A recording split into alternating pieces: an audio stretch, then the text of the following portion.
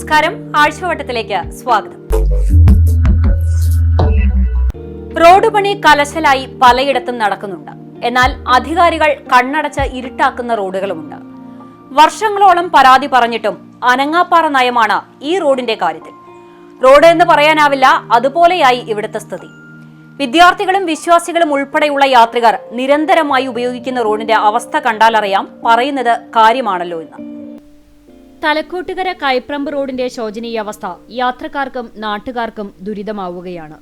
വർഷങ്ങളായി തകർന്നു കിടക്കുന്ന റോഡ് പുനർനിർമ്മിക്കുവാനോ അറ്റകുറ്റപ്പണി നടത്തുവാനോ അധികൃതർ തയ്യാറാകാത്തത് പ്രതിഷേധത്തിന് ഇടയാക്കുന്നുണ്ട്. വഴിയിലടങ്ങിയ വിദ്യാ കോളേജ്, ഗാഗുട്ട് ധ്യാന കേന്ദ്രം, കപ്പൂച്ചിൻ ആശ്രമം, ഓഡിറ്റോറിയങ്ങൾ, ടർഫ്, അതേമാതിരി കിഡ്നി ഹോസ്പിറ്റല്, എപ്പോഴും രോഗികളായിട്ട് വരുന്ന ആംബുലൻസുകൾ, എപ്പോഴും അതേപോലെ വഴി ബ്ലോക്കായിട്ട് വരുന്ന ഒരു ബൈപ്പാസ് വഴി, ഇതൊക്കെ പുറമെ വണ്ടികൾ, ഓട്ടോറിക്ഷകൾ, കൈപ്പുറമേ 100-100 ഓട്ടോറിക്ഷകളുണ്ട്.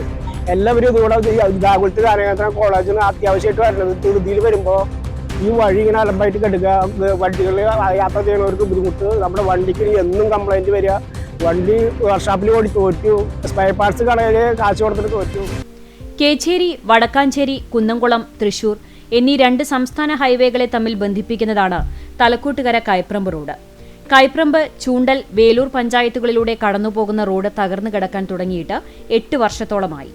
കുണ്ടും കുഴിയും നിറഞ്ഞ് തകർന്ന് തരിപ്പണമായി കിടക്കുന്ന റോഡ് പറഞ്ഞറിയിക്കാൻ കഴിയാത്ത ദുരിതമാണ് യാത്രക്കാർക്കും നാട്ടുകാർക്കും നൽകുന്നത്.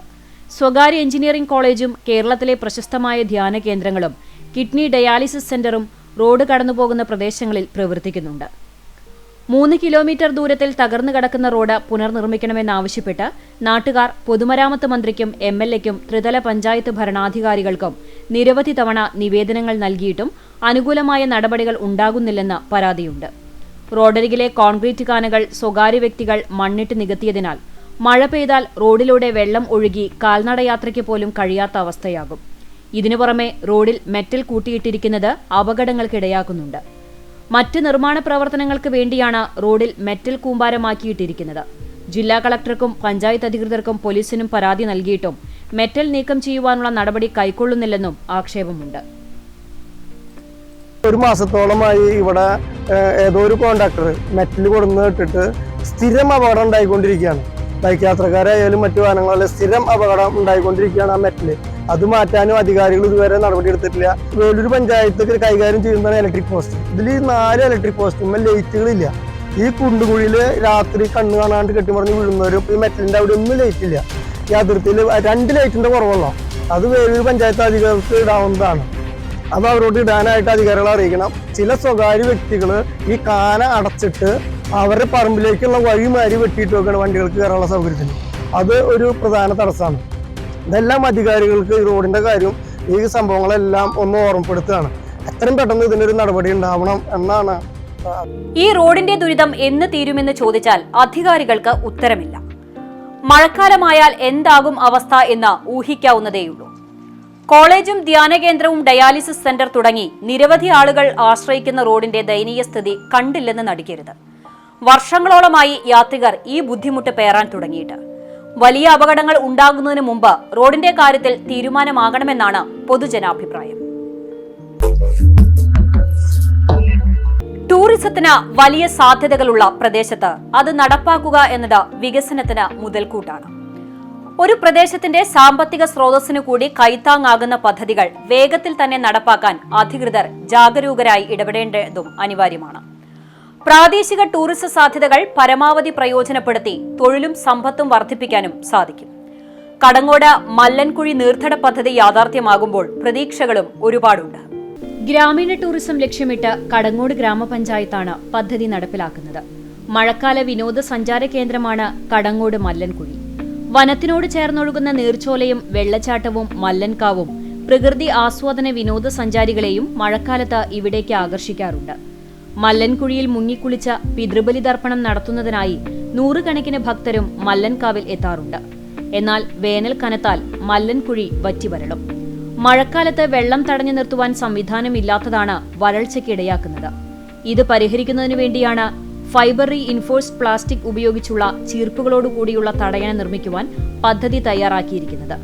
നഗരസഞ്ചയ പദ്ധതിയിൽ ഉൾപ്പെടുത്തി കേന്ദ്ര ധനകാര്യ കമ്മീഷന്റെ 2,40,00,000 രൂപയും ഗ്രാമപഞ്ചായത്ത് തനത് ഫണ്ട് 4,87,000 രൂപയും ചിലവഴിച്ചാണ് പദ്ധതി നടപ്പിലാക്കുന്നത്. പ്രകൃതി സംരക്ഷണത്തിന് ഊന്നൽ നൽകിക്കൊണ്ട് മല്ലൻകുഴി, സീതാർത്തോട്, കരുവാൻതാഴം, മണാഴത്ത് താഴം എന്നീ തോടുകളിലൂടെ ഒഴുകുന്ന ജലം ഡാമും തടയണയും കെട്ടി സംരക്ഷിച്ച് കർഷകർക്കും ഗ്രാമീണ ടൂറിസത്തിനും ഗുണകരമാവുന്ന തരത്തിലാണ് പദ്ധതി വിഭാവനം ചെയ്തിട്ടുള്ളത്.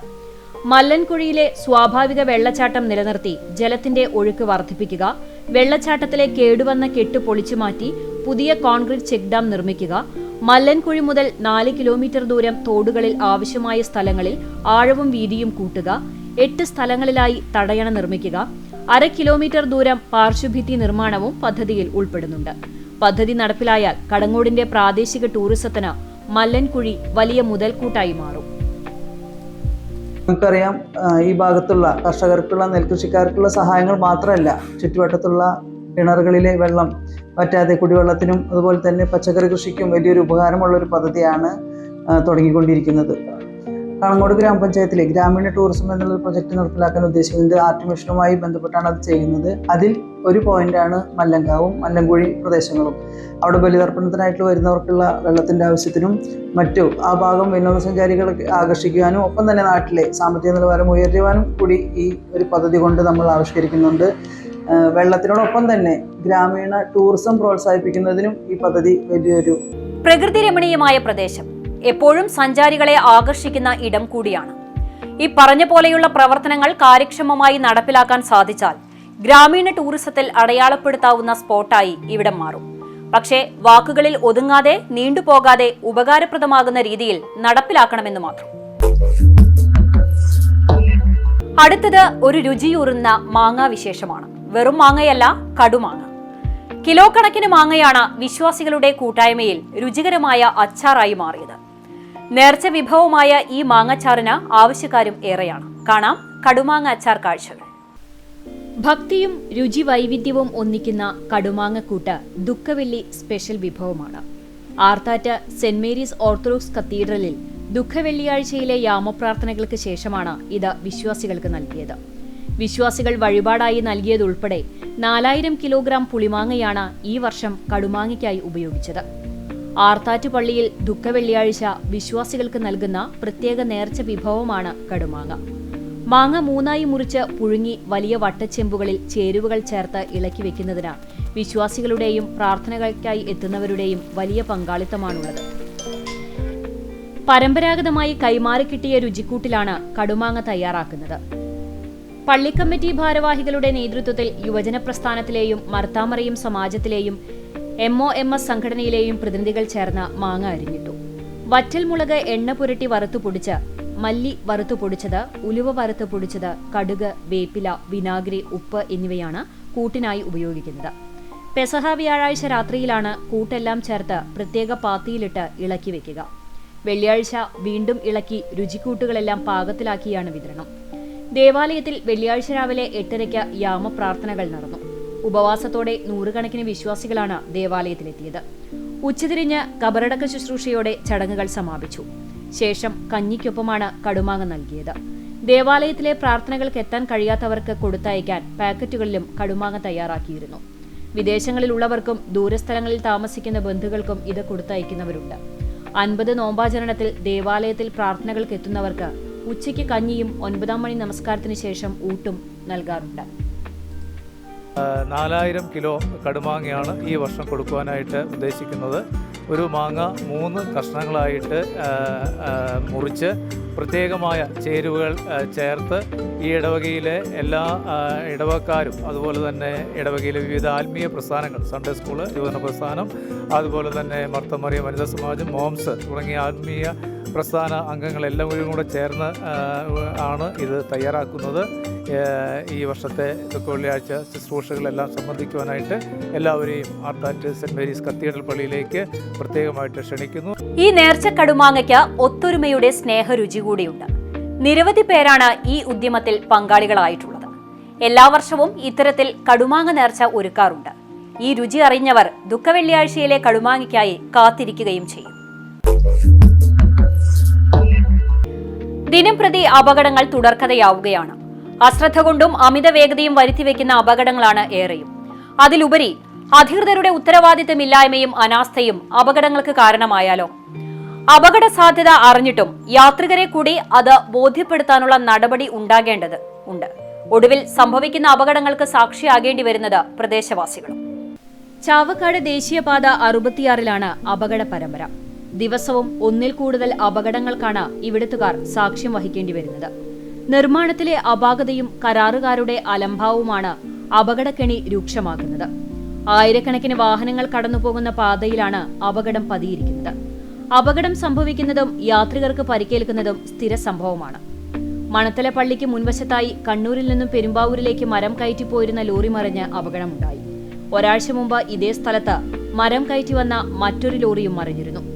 ഇരുമ്പു പൈപ്പുകൾ കയറ്റി വന്ന ലോറി 100 മീറ്റർ അകലെ മറിഞ്ഞും ഇവിടെ അപകടം സംഭവിച്ചു. ദേശീയപാതയുടെ പണികൾ നടക്കുന്നതിനാൽ റോഡിൽ പല സ്ഥലങ്ങളിലും അപകട ഭീഷണിയുണ്ട്. അപകട മുന്നറിയിപ്പ് ബോർഡുകൾ കാര്യക്ഷമമായി സ്ഥാപിക്കാത്തതും ഗതാഗത നിയന്ത്രണത്തിലെ പാളിച്ചയും അപകടത്തിന് കാരണമാകുന്നുണ്ട്. രാത്രിയായാൽ തെരുവുവിളക്കുകൾ പ്രകാശിക്കാത്തതും അപകടത്തിന്റെ തോത് വർദ്ധിപ്പിക്കുന്നുണ്ട്. അതേസമയം അമിതമായി ലോഡ് കയറ്റി വരുന്ന ലോറികൾ പോലീസ് പരിശോധനകൾക്ക് വിധേയമാക്കുന്നില്ല എന്ന പരാതിയും നിലനിൽക്കുന്നുണ്ട്. ഇക്കാര്യത്തിൽ അധികൃതർ ജാഗരൂകരാകേണ്ടതുണ്ട് എന്ന് പൊതുജനം സംശയിച്ചതിൽ തെറ്റു പറയാനാവില്ല. നിർമ്മാണ പ്രവർത്തനങ്ങൾ നടക്കുമ്പോൾ ഒരുപാട് പരിമിതികൾ ഉണ്ടാകും, സ്വാഭാവികം. എന്നാൽ അത് യാത്രികർക്ക് മനസ്സിലാക്കുന്ന തരത്തിൽ കൂടി കാര്യങ്ങൾ കൈകാര്യം ചെയ്യണം. അപകട മുന്നറിയിപ്പ് ബോർഡുകളും ഗതാഗത നിയന്ത്രണമൊക്കെ ആവാലോ. വെറുതെ ആളുകളുടെ ജീവൻ എടുക്കുന്ന ദേശീയപാത എന്ന പേര് വരുത്തേണ്ട ആവശ്യമുണ്ടോ? കൃഷിക്കാർക്ക് ആശ്വാസമാകുന്ന ഒരു പദ്ധതി പൂർണ്ണതയിലേക്ക് എത്തുമ്പോൾ ഒരുപാട് പ്രതീക്ഷകൾ കർഷകർക്കുണ്ട്. കരിച്ചാൽ കടവ് സ്ലൂയിസ് കം ബ്രിഡ്ജിന്റെ നിർമ്മാണ പ്രവർത്തനങ്ങളാണ് കർഷകർക്കിപ്പോൾ ആശ്വാസമാകുന്നത്. നിർമ്മാണ പ്രവർത്തനങ്ങൾ വിലയിരുത്താനെത്തി NK അക്ബർ MLA കർഷകരുടെ ആശങ്കകൾ കേട്ട ശേഷം കരാർ ഉദ്യോഗസ്ഥരോട് സമയപരിധിക്കുള്ളിൽ തന്നെ നിർമ്മാണ പ്രവൃത്തികൾ ചെയ്തു തീർക്കണമെന്ന കർശന നിർദ്ദേശവും നൽകിയിട്ടുണ്ട്. ഗുരുവായൂർ കുന്നംകുളം നിയോജക മണ്ഡലങ്ങളിലെ വടക്കേക്കാട് കാട്ടകാമ്പാൽ പഞ്ചായത്തുകളെ ബന്ധിപ്പിക്കുന്ന പാലമാണ് കരിച്ചാൽ കടവ് ചെക്ക് ഡാം കം ബ്രിഡ്ജ്. 18 വർഷങ്ങൾക്ക് മുൻപാണ് പാലം പണി ആരംഭിച്ചത്. പഴയ കരാറുകാരൻ പണി ഉപേക്ഷിച്ചതിനെ തുടർന്ന് കഴിഞ്ഞ ഡിസംബറിലാണ് നിലമ്പൂർ ABM4 ബിൽഡേഴ്സ് എന്ന കമ്പനി നിർമ്മാണം ഏറ്റെടുത്തത്. 9 മാസത്തിനകം നിർമ്മാണ പ്രവർത്തനങ്ങൾ പൂർത്തിയാക്കാനാണ് നിർദ്ദേശം. കോൾപ്പാടത്ത് 100 അടി തോടിന് കുറുകെ 46 മീറ്റർ നീളത്തിലും 5.5 മീറ്റർ വീതിയിലുമാണ് പാലവും ചെക്ക് ഡാമും നിർമ്മിക്കുന്നത്. 9.20 മീറ്റർ നീളത്തിൽ 5 സ്പാനുകളിലായാണ് നിർമ്മാണം. ഇതിനു പുറമെ പാലത്തിന്റെ ഇരുവശത്തുമായി 110 മീറ്റർ റോഡും നിർമ്മിക്കും. 2.5 മീറ്റർ ഉയരമുള്ള പാലത്തിലെ ചെക്ക് ഡാമിൽ വെള്ളം തടഞ്ഞു നിർത്തുന്നതിനായി FRP ഷട്ടറുകളാണ് ഉപയോഗിക്കുക. 130ഓളം തെങ്ങിൻ തടികൾ ഉപയോഗിച്ച് തടയണ കെട്ടിയാണ് താൽക്കാലിക തടയണ നിർമ്മാണം ആരംഭിച്ചത്. തോട്ടിലെ നീരൊഴുക്ക് തടസ്സപ്പെട്ടത് കാരണവും പണികൾ തടസ്സപ്പെടാതിരിക്കാനും കർഷകർ കഴിഞ്ഞ വർഷം തെക്കേത്തൊടി പാടശേഖര സമിതി കൃഷി ഇറക്കിയിരുന്നില്ല. 2005-ൽ ഇവിടെ പാലം നിർമ്മാണം തുടങ്ങിയെങ്കിലും വൈകാതെ നിർത്തി. പിന്നീട് 10 കോടി രൂപ ചെലവിൽ പാലവും തടയണയും പണിയാൻ പദ്ധതിയായി. 2018 ഡിസംബറിൽ വീണ്ടും നിർമ്മാണം ആരംഭിച്ചെങ്കിലും കോവിഡ് വ്യാപനത്തെ തുടർന്ന് നിലച്ചു. ചെക്ക് ഡാമിനുള്ള 920 കോൺക്രീറ്റ് പ്രീകാസ്റ്റ് കോൺക്രീറ്റ് കാലുകൾ നിർമ്മാണമായിരുന്നു പ്രധാനമായും. മൈനർ ഇറിഗേഷൻ വകുപ്പ് 9.5 കോടി രൂപയാണ് പദ്ധതിക്ക് വകയിരുത്തിയിട്ടുണ്ടായിരുന്നത്. മുൻ കരാറുകാരൻ നടത്തിയ പണികളുടെ തുക കിഴിച്ച് 8.55 കോടി രൂപയ്ക്കാണ് പുതിയ കരാർ. പദ്ധതി പൂർത്തിയായാൽ വെട്ടിക്കടവ് മുതൽ കരിച്ചാൽ കടവ് വരെയുള്ള 1100 ഏക്കർ പുഞ്ചകൃഷിക്കും പ്രയോജനമാകും.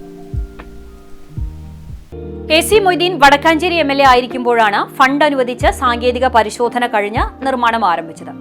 തോടിന് കുറുകെയുള്ള പാലത്തിന്റെ പണികൾ ഏകദേശം കഴിഞ്ഞിട്ടുണ്ട്. ഇനി അപ്രോച്ച് റോഡിന്റെ പ്രവൃത്തിയും അതുപോലെ തന്നെ പാലത്തിന്റെ സുരക്ഷാ ഭിത്തി എന്നിവ കൂടി നിർമ്മിക്കണം. ഇവ എത്രയും പെട്ടെന്ന് മഴയ്ക്ക് മുമ്പ് നിർമ്മിച്ചാൽ മാത്രമാണ് കർഷകർക്ക് കൃഷി ഇറക്കുവാൻ സാധിക്കുകയുള്ളൂ.